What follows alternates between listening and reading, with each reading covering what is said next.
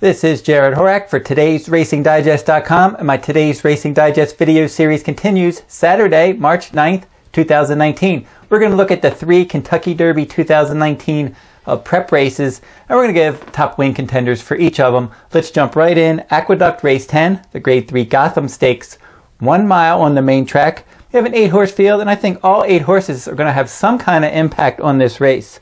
Number 1, Family Biz, is a long shot at 30 to 1. But there's a lot of pace in here, and I can see him sitting back, saving ground, and maybe finishing 3rd or 4th. Number 2, Knicks Go. Number 3, Mind Control. They're 2 horses that are going to be up on the pace, along with number 7, Not That Brady. Now, Knicks Go and Mind Control are both Grade 1 winners, but the pace scenario doesn't play in their favor. And then Not That Brady, another one, up on the pace, but the pace scenario could hurt his chances. Number 4, Much Better, ships in for trainer Bob Baffert. Another one with speed, coming off of a nice win, adding blinkers in a 6.5 furlong race last time. So he's shipping from Southern California to New York, and he'll be part of the pace. Your morning line favorite in here is going to be number 7, Instagram. Even money.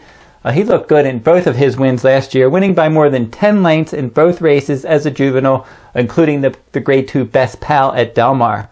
So after that, they stopped on him. The owner decided he wanted to wait, have a fresh horse as a 3-year-old. So now he finally makes his 3-year-old debut.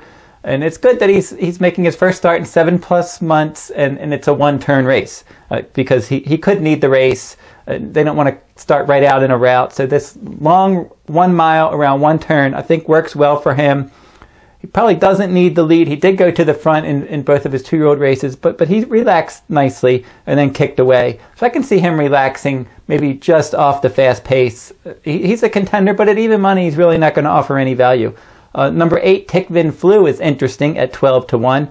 Now, he drew outside the other speed, and he could get first run in this race. He's probably going to sit outside, stalking the pace, and if the front runners back up, he could take the lead, and he could be in front, turning for home at a nice price at 12 to 1. But I'm going to go with number 5, High Cow, for trainer Kieran McLaughlin. He is 6 to 1 morning line, and he ran well in all 3 starts. In all 3 races, around 1 turn in sprint races, showed a good late kick in all those races.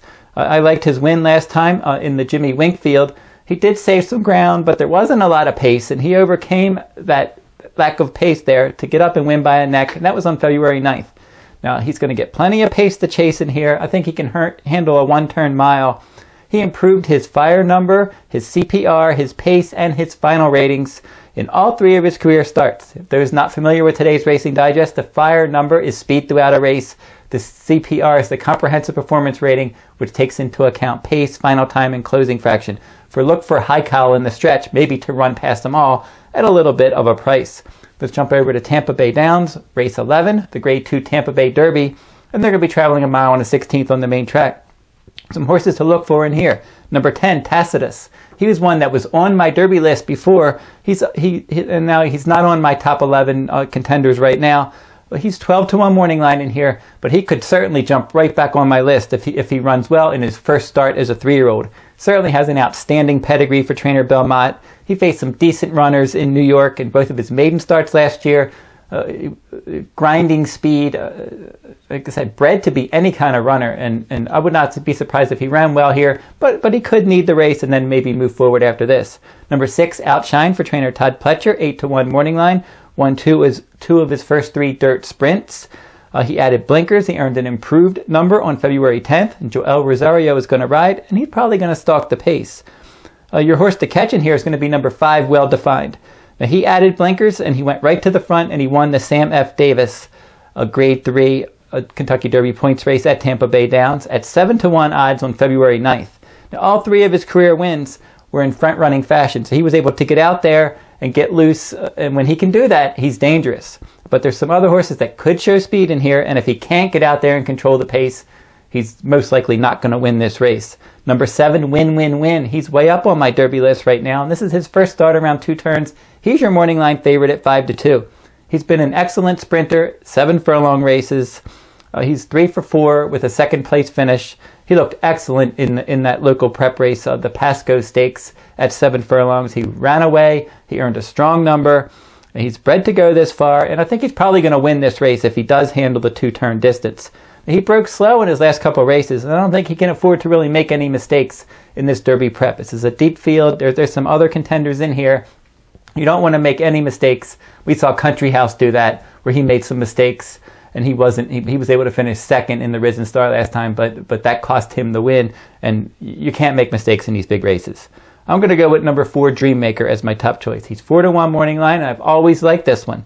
He was one that that I was following last year. He looked really good in his Churchill debut, and then he had some trouble. He was racing green. In his next couple starts, he disappointed in his final 2 starts as a juvenile. But then he returned at Fairgrounds versus an optional claiming company on February 9th, and he ran away from that field. That was a big effort that day, and he earned strong Today's Racing Digest numbers. And there were 2 next out winners from that race.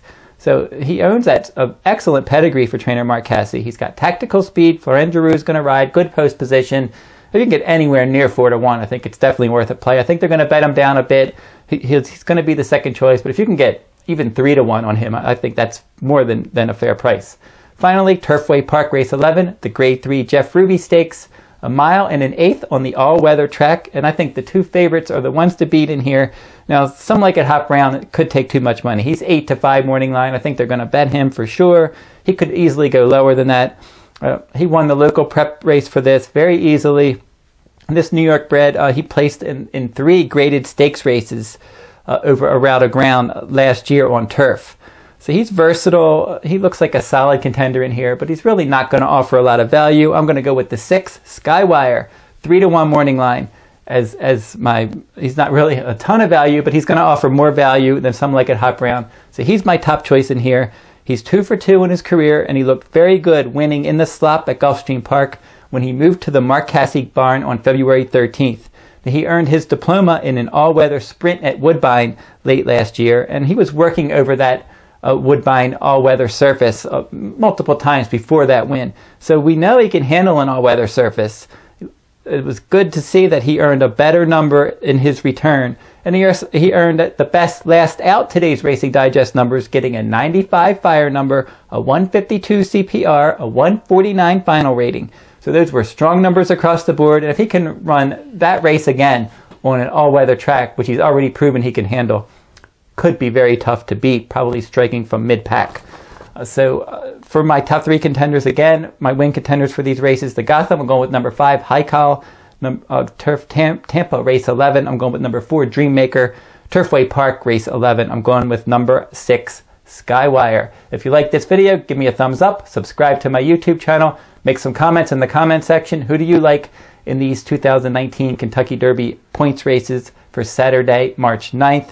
If you're interested in the complete digests for Aqueduct, Tampa Bay, Turfway Park, if you're interested in the Today's Racing Digest products for those tracks, for their big days, head over to todaysracingdigest.com and you can find those. Right now, Santa Anita Park, they're having trouble with their main track. They're having a break they're not running this weekend. I'm going to be offering full cards from Golden Gate Fields this weekend, and then plenty of stakes races from around the country, from Aqueduct, Tampa Bay, Oaklawn. You can find that on my Saturday full cards, March 9th at todaysracingdigest.com. That will wrap up this week's video. We'll be back next week with another stakes race from around the country.